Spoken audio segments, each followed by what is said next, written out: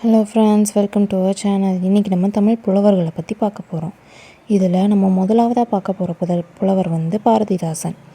இவரோட இயற்பெயர் சுப்புரத்தினம். பாரதியார் மேலே உள்ள பற்றுனால அவரோட பேரை பாரதிதாசன்னு மாற்றிக்கிட்டாரு.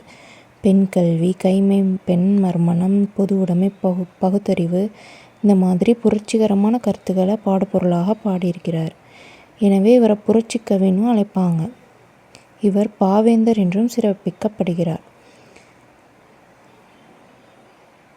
இந்த பாடல் பாரதிதாசன் கவிதைகள் என்ற நூலிலிருந்து தமிழ் என்னும் தலைப்பின் கீழே இடம்பெற்றுள்ளது. அடுத்ததாக நம்ம பார்க்க போகிறது பெருஞ்சித்திரனார்.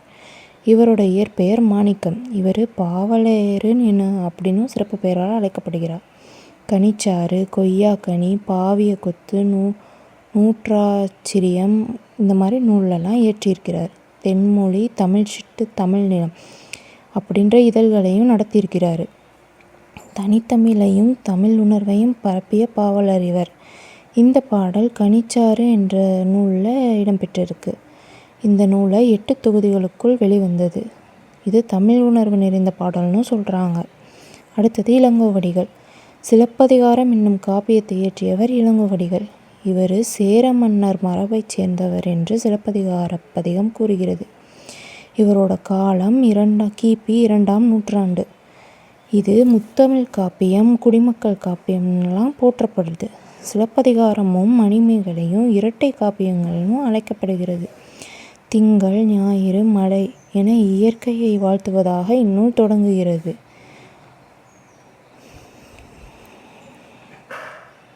அடுத்ததாக நம்ம பார்க்க போகிறது பாரதியார்.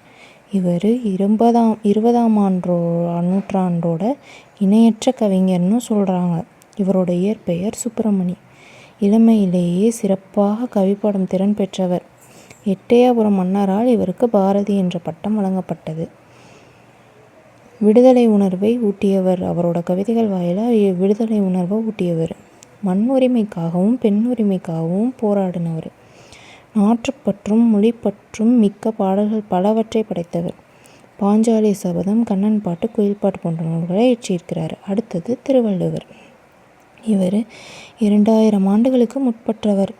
எல்லா காலத்துக்கும் பொருந்துகிற வகையிலையும் வாழ்க்கை நெறிகளை வகுவழுத்து திருக்குறளில் கூறியிருக்கிறார். வான்புகழ் வல்லவர், தெய்வ புலவர், பொய்யில் புலவர்னு இவருக்கு சிறப்பு பெயர்கள் உண்டு.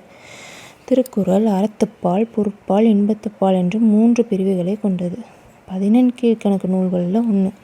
திருக்குறள் 133 அதிகாரங்களையும் 1330 குறட்பாக்களையும் கொண்டிருக்குது. திருக்குறளில் இல்லாததும் இல்லை, திருக்குறளில் உலக பொதுமுறை, வாய்முறை வாழ்த்துன்னு சிறப்பு பெயர்கள் உள்ளது. இந்த மாதிரி இன்னும் நிறைய வீடியோஸ்க்கு நம்ம சேனலை சப்ஸ்கிரைப் பண்ணி வச்சுக்கோங்க. டாடா, பாய்.